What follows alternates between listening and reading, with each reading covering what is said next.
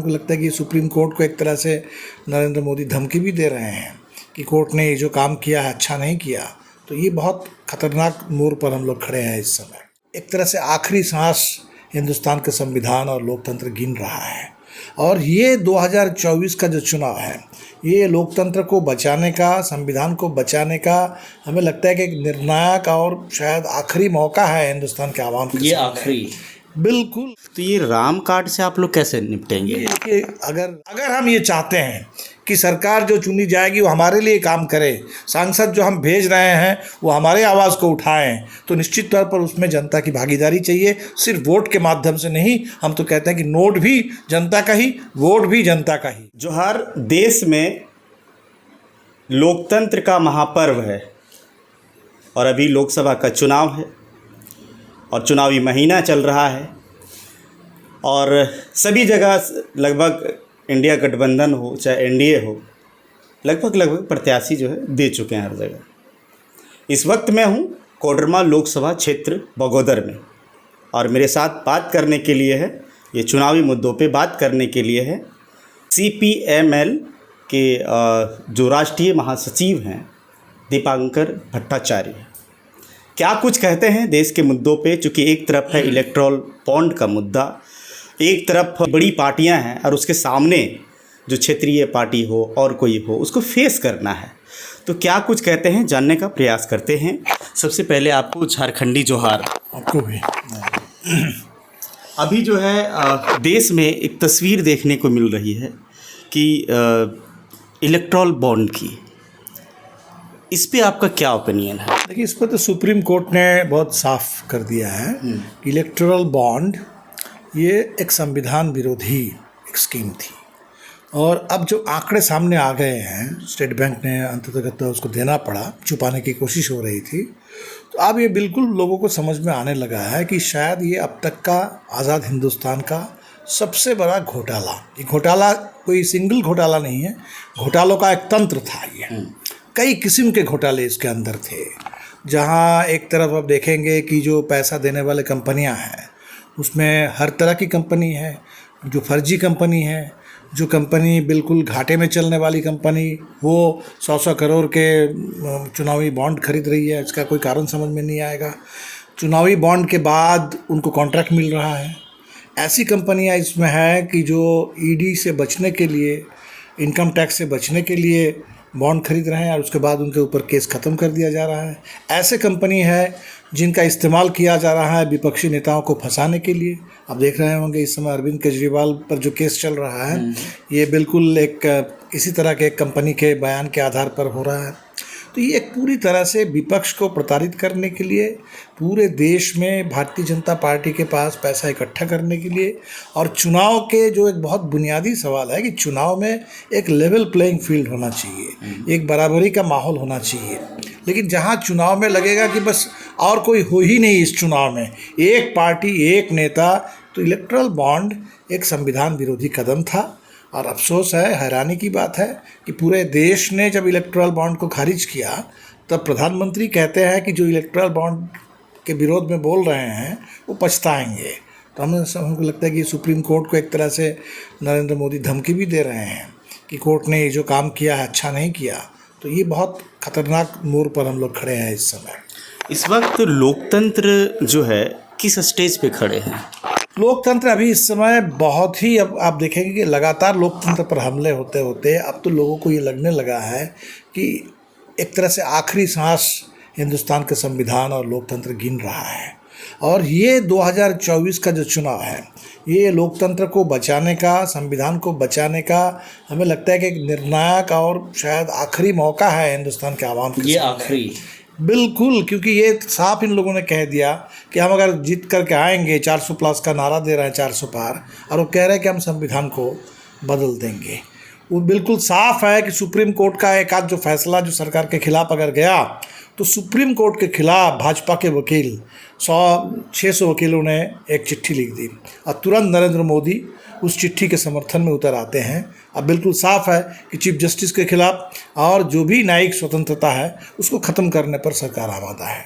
तो ये हर तरह के संकेत तो देश में मिल चुके हैं। इतना ज़्यादा भ्रष्टाचार और ये भ्रष्टाचार हमारे लिए कोई हैरानी की बात नहीं है कि भारतीय जनता पार्टी भ्रष्टाचार के खिलाफ बोलने वाली पार्टी है। आज पूरे देश को पता चल गया कि भ्रष्टाचारियों को जुटाओ, भ्रष्टाचारी जुटाओ पार्टी है। अंग्रेजी में एक कहावत है कि power corrupts, absolute power corrupts absolutely. अगर सत्ता आपके पास बेरोक-टोक सत्ता अगर होगी, उस पर कोई नियंत्रण अगर नहीं होगा, तो वो अनियंत्रित सत्ता का मतलब ही है अनियंत्रित भ्रष्टाचार भी। तो ये चरम सत्ता और चरम भ्रष्टाचार एक ही सिक्के के दो पहलू है और नरेंद्र मोदी इसी के बल पर राज कर रहा है इस समय। क्या जनता जो है, जनता सरकार है या सरकार ही जनता को चला रही है? नहीं, इस समय तो बिल्कुल सरकार और जनता आमने सामने है। ये चुनाव देखिए, आप पार्टियों की बात करेंगे, लेकिन अब इस बार जनता जो बहुत उम्मीद से, मोदी जब प्रधानमंत्री बने लोगों की बहुत उम्मीद थी, 2019 में दोबारा आए तब भी लोगों का भरोसा था। तो पिछले 10 साल से बहुत उम्मीद के बाद अब देश का हर तबका ठगा हुआ महसूस कर रहा है। देश के किसान, देश के नौजवान, देश की महिलाएं, देश के दलित, आदिवासी, तमाम लोग। और इसलिए हमें लगता है कि इस बार का जो चुनाव है ये एक ऐसा खास चुनाव है जहां बिल्कुल एक तरफ सत्ता है और एक तरफ जनता है। ये जो इंडिया गठबंधन आप देख रहे हैं, हम सिर्फ एक माध्यम हैं। जो पार्टियां हैं जनता की आवाज़ को बुलंद करने के लिए, जनता के सामने सिर्फ एक माध्यम है, ताकि जनता एकजुट होकर के एक एक वोट से लड़ाई इस बात की है। उनके पास संविधान विरोधी हथकंडे हैं, संविधान के खिलाफ एक तरीके से सरकार जंग लड़ रही है। जनता के पास संविधान है, संविधान से मिला हुआ जो वोट का अधिकार है एक हथियार है। इसका इस्तेमाल करके जनता इस सरकार को इस बार सत्ता से बेदखल करेगी। आप कह रहे हैं कि जनता सरकार को इस बार बेदखल करेगी? बिल्कुल, जनता समझ चुकी है। लेकिन एक तरफ देख रहे हैं कि राम कार्ड चला जा रहा है, खेला जा रहा है, तो ये राम कार्ड से आप लोग कैसे निपटेंगे? देखिए, अगर राम कार्ड इतना बड़ा कोई कार्ड होता, राम मंदिर से बात बन गई होती, तो भारतीय जनता पार्टी आज ये जो तरह तरह के हथकंडे अपना रही है इसकी ज़रूरत नहीं पड़ती। अब देख रहे हैं कि राम मंदिर के तुरंत बाद नीतीश कुमार को अपने साथ इन लोगों ने कर लिया, उसके तुरंत बाद हेमंत सोरेन को जेल में डाला गया, दिल्ली में केजरीवाल को जेल में डाला जा रहा है। तो ये जो चारों तरफ दमन, अभी तो आंकड़े आ रहे हैं कि पिछले 10 साल में 400 से ज़्यादा विपक्षी विधायकों को भारतीय जनता पार्टी ने खरीदा है। तो विपक्ष के विधायकों को खरीदना, विपक्ष के पार्टियों को तोड़ना, सरकारों को गिराना, ये सब कुछ करने की तो कोई ज़रूरत नहीं थी। अगर सरकार बहुत लोकप्रिय होती और उनका जो राम मंदिर का कार्ड है, अगर उनको लगता कि जनता बस इससे इतने खुश है कि बाकी सब कुछ, बेरोज़गारी, महंगाई, सब कुछ भुला करके राम मंदिर के नाम पर देश में जनता वोट दे देगी नरेंद्र मोदी को, तो ये होने वाला नहीं है। और इसीलिए आप देख रहे हैं कि इतनी घबराहट है और इतने ज़्यादा विपक्ष के ऊपर पूरा दमन है। कोशिश हो रही है कि चुनाव बिल्कुल इस तरह से हो जाए जहां जनता को बहुत वोट देने का मौका भी ना मिले। इस गर्मी में 7 फेज़ का चुनाव है। शायद सरकार को ये उम्मीद भी होगी कि इतनी गर्मी में, भीषण गर्मी में कम लोग आएंगे वोट देने के लिए, बाहर निकलेंगे, लेकिन जनता ने तो तय कर लिया कि गर्मी हो चाहे जैसा मौसम हो, ये मौका है सत्ता को इस समय उस पर जनता का नियंत्रण स्थापित करने का। और इतने बड़े देश में जहाँ इतनी विविधता है, वहाँ अगर कोई विचारधारा, कोई पार्टी ये कह दे कि एक नेता, एक विचारधारा, एक दल और बस इसी के बल पर चलेगा, तो ऐसा तो हिंदुस्तान चल ही नहीं सकता। इस देश को विविधता चाहिए। इस देश में तमाम मल्टी पार्टी डेमोक्रेसी है, तो मल्टी पार्टी डेमोक्रेसी इस देश में देश को चलाएगी। आप लोग कुछ दिन पहले ये भी कह रहे थे कि वीवीपैट जो है नहीं चलेगा, ठीक है, तो अभी फिर वही लागू है। तो वीवीपैट हम लोगों ने जो मांग की और जिस पर सुप्रीम कोर्ट ने भी अभी चुनाव आयोग से नोटिस दिया है, हमने ये कहा कि 2013 के बाद जब ईवीएम को लेके लोगों में आशंका बढ़ने लगी, तो चुनाव आयोग ने फैसला किया कि सिर्फ ईवीएम नहीं, ईवीएम के साथ एक वीवीपैट होना चाहिए। तो वीवीपैट का मतलब है voter verifiable paper audit trail, यानी वोटर को ये मौका मिलेगा कि हमने जो ईवीएम में बटन दबाया वो वोट सही जगह पर गया कि नहीं गया, ये वेरीफाई करने का मौका वोटर को मिलेगा। और एक कागज़ की पर्ची वोटर को मिल जाएगी। जैसे आप लोग जब पेट्रोल पंप पे पेट्रोल भराते हैं तो पूछता है कि भाई आपको प्रिंट आउट चाहिए कि नहीं, कोई सामान खरीदते हैं तो वो प्रिंट आउट आपको एक मिलता है, एक SMS से एक मैसेज आता है। तो वोट हमने डाला, वो सही जगह पर गया कि नहीं गया, उसका एक कागज़ में हमारे पास उसका एक सबूत होना फिजिकल। तो वो अगर हो जाए हर वोटर को पर्ची मिल जाए, वोटर अगर उसको वेरीफाई कर दे कि हाँ ये पर्ची सही है, और फिर उस पर्ची की अगर गिनती की जाए 100%, तो एक तरीके से वो पर्ची बैलेट के विकल्प का काम करेगा, कि वही हमारा एक तरह से एक छोटा सा बैलेट है। ठीक है, बैलेट में तो 10-20 जितने उम्मीदवार हैं सबके नाम होते हैं। यहाँ होगा कि एक एक वोटर ने जिसको चुना है, जिसको वोट दिया है, बस उसको उसका पर्चा मिलेगा और पर्चों की गिनती की जाएगी। वीवीपैट में जो रसीद दिखती है वो ऐसा भी तो हो सकता है कि वो निकले और जो वोटर है उनके हाथ में आए और वो अलग डब्बे में एक डाले और उसकी भी काउंटिंग हो मशीन के साथ। बिल्कुल, हम ये कह रहे हैं कि मशीन तो ईवीएम है। हाँ, ईवीएम मशीन ईवीएम है। हाँ। मशीन की तो गिनती हो चाहे ना हो, अभी तो बात हो रही है कि भाई जो ईवीएम की गिनती है उसके साथ मिलाने के लिए आप कुछ 5 बूथ पर वीवीपैट की भी गिनती कर लेंगे। हमारी मांग वो नहीं है। हमारी मांग है कि ईवीएम के जरिए हमने वोट दिया, जो वोट गया उसकी जो पर्ची हमको मिलेगी, इस पर्ची की गिनती होनी चाहिए। पर्ची की गिनती होनी चाहिए। अलग बॉक्स होना चाहिए, अलग एक बॉक्स हो जिसमें वोटर वेरीफाई करके उसको डाल दे उस डब्बे में और उसकी गिनती करो। तो सुप्रीम कोर्ट ने इसका संज्ञान लिया। सुप्रीम कोर्ट ने चुनाव, बिल्कुल यही तो सुप्रीम कोर्ट ने चुनाव आयोग से पूछा, और सारे लोग यही कह रहे हैं कि चुनाव में जब आप 2 महीना चुनाव हो रहे हैं, अगर गिनती में एक दिन ज़्यादा लग जाए तो क्या हम इंतज़ार कर सकते हैं? तो हमें तो ये होना चाहिए कि सही ढंग से चुनाव हो, चुनाव पर जनता का पूरा भरोसा हो। जनता का भरोसा, पारदर्शिता, ये चुनाव का बहुत महत्वपूर्ण अंग है। अगर भरोसा ही नहीं है, पारदर्शिता नहीं है, चुनाव को लेकर संशय है जनता के मन में, तो वैसे चुनाव तो एक ढकोसला हो जाएगा। जी, चलिए हम कोडरमा लोकसभा के मुद्दों पे आएंगे, क्योंकि कोडरमा लोकसभा में अभी जो आपके प्रत्याशी हैं विनोद सिंह का नाम सामने आ रहा है।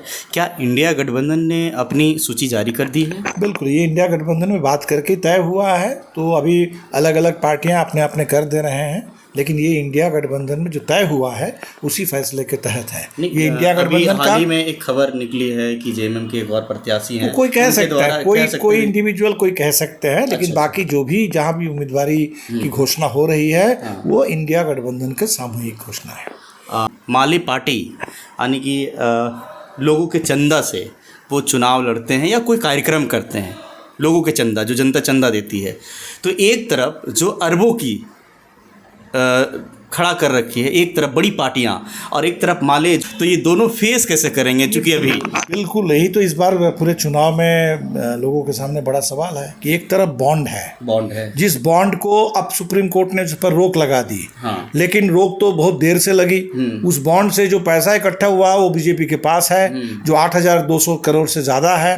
तो बॉन्ड जो एक तरीके से संविधान विरोधी भ्रष्टाचारी एक कानून था, तो उस पूरे भ्रष्टाचार के माध्यम से इकट्ठा किया गया पैसा एक तरफ वो है। तो हमने कहा है कि बॉन्ड का मुकाबला कूपन करेगा। कॉरपोरेट के रिश्वत का पैसा, वो घूस का पैसा है, वो रंगदारी का पैसा है, रिश्वतखोरी का, वसूली का पैसा है। इसका मुकाबला जनता के गाढ़ी कमाई का जो पैसा है, हम घर घर हमारे लोग जा रहे हैं, 20-20 रुपये जनता से हमको ले रहे हैं, और हमें लगता है कि ये जो जन सहयोग है, जनता के पूरे अपने राजनीतिक चेतना, जनता की अपनी ताकत, तो जनता की ताकत को बटोर करके हम इस कॉरपोरेट लूट का मुकाबला करेंगे। जनता को ये बात समझ में आ रही है कि अगर अदानी अंबानी के पैसे पर ही राजनीति चलेगी, तब देश में जो भी सरकार चुनी जाएगी वो अदानी अंबानी के लिए ही काम करेगी।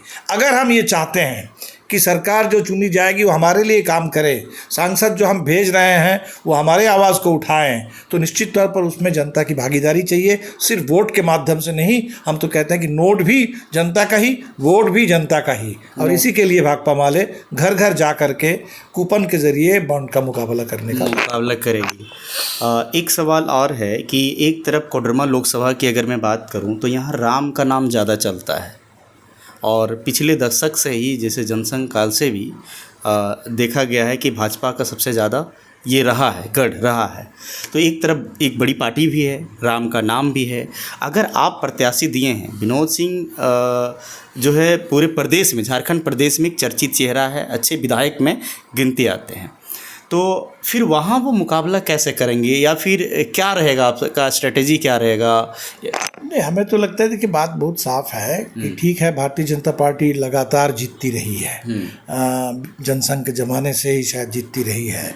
और बाबूलाल मरांडी जी बीच में अलग हुए थे, लेकिन आज वहीं लौट के चले गए। तो बाबूलाल जी भी जो जीते वो भी हम भाजपा की ही जीत मानते हैं उसको। तो कुल मिलाकर के कोडरमा लोकसभा पर भाजपा का लगातार कब्जा बना। लेकिन कोडरमा के लोग आज ये महसूस कर रहे हैं कि एक तरफ कोडरमा की आकांक्षा और भारतीय जनता पार्टी से उनको क्या मिला? उपेक्षा। जनता की आकांक्षा और बनाम बीजेपी की उपेक्षा कोडरमा के प्रति। तो इस बार का जो चुनाव है इसका तो राष्ट्रीय संदर्भ है, देश को बचाना, लोकतंत्र को बचाना, संविधान को बचाना, लेकिन इसका बड़ा संदर्भ कोडरमा से भी जुड़ता है और झारखंड से भी जुड़ता है।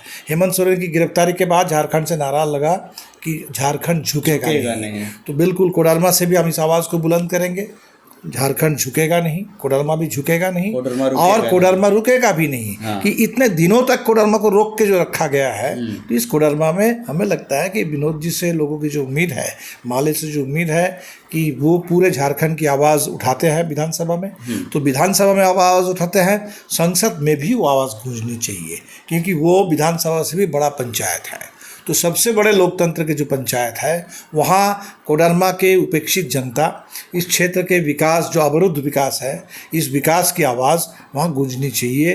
कोडरमा के वो ढिबरा मजदूर, कोडरमा के वो पलायन करने वाले मजदूर, प्रवासी मजदूर, यहाँ के छोटे किसान, यहाँ के छोटे छोटे दुकानें, बाज़ार, ये सब इस समय देश में आर्थिक रूप से चंद लोगों को छोड़ दीजिए, कुछ बड़े अपर मिडिल क्लास को छोड़ दीजिए, बड़े कॉरपोरेट को छोड़ दीजिए, बहुत बड़ा हिस्सा आर्थिक संकट से परेशान है। तमाम किसान परेशान है, छोटी छोटी दुकानें परेशान है, छोटे कारोबार परेशान है, और नौजवानों का तो पूरा सपना ही छीन लिया गया, क्योंकि ऐसा निजीकरण हो रहा है। सरकारी अगर कोई उद्योग नहीं रहेगा, पब्लिक सेक्टर नहीं रहेगा, धड़ल्ले से सिर्फ प्राइवेटाइजेशन होगा, इसका मतलब पक्की नौकरी भी नहीं होगी, और उस नौकरी में जो आरक्षण का अधिकार है, वो आरक्षण के अधिकार से भी पूरे झारखंड के, बिहार के, हमारे देश के बहुजन समाज के बच्चे वंचित हो जाएंगे। तो इसलिए बहुत बड़ा सवाल है कोडरमा के अंदर भी, पूरे देश में। और हमें तो लगता है कि ये चुनाव जनता का बन जाएगा, जनता अपने हाथ में ले लेगी चुनाव को, और जनता जब किसी चुनाव को अपने हाथ में ले ले तो उस समय जनता की ताकत के आगे वो चाहे जितना भी बॉन्ड का पैसा हो, जितना भी तिक्रम हो, और जितना भी फौज फाटा पुलिस सबके पास हो, जनता की ताकत के आगे कुछ चलता नहीं है। जनता की ताकत के आगे कुछ नहीं चलता। यानी कि आपका जो मुद्दा है, वो चाहे वो बेरोज़गारी हो, वहाँ का ढिबरा का मुद्दा हो, जो स्थानीय मुद्दा है, उनकी आवाज़ को बुलंद करने के लिए आप यहाँ खड़े हैं। बिल्कुल, देश की आवाज़, झारखंड की आवाज़, कोडरमा की आवाज़, तीनों आवाज़ एक साथ, और उस तीनों आवाज़ को हम ले जाएंगे लोकसभा में। बिल्कुल, शुक्रिया आपका।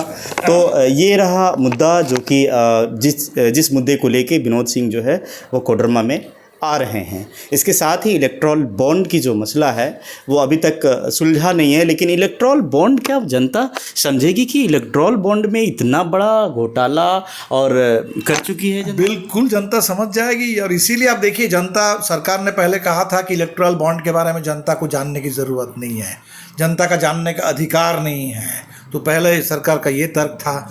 इसके बाद जब सुप्रीम कोर्ट ने कहा, तब उन्होंने कोशिश की कि स्टेट बैंक के पास इतने लोग नहीं हैं, समय लगेगा, चुनाव के बाद हम देंगे। तो मोदी सरकार ने लगातार कोशिश की कि चुनाव से पहले जनता को ये जानकारी ना मिले, और अब जब जानकारी मिल गई तब मोदी जी इसका भी क्रेडिट लेना चाहते हैं कि देखिए ना, इलेक्ट्रल बॉन्ड के जरिए लोगों को पता चल गया कि किसने बॉन्ड खरीदा, किस पार्टी को किसने कितना पैसा दिया। जिस जानकारी को छुपाना चाहते थे, क्योंकि जानकारी में ताकत है, जानकारी जनता को जैसे मिल जाएगी, जनता समझ लेगी।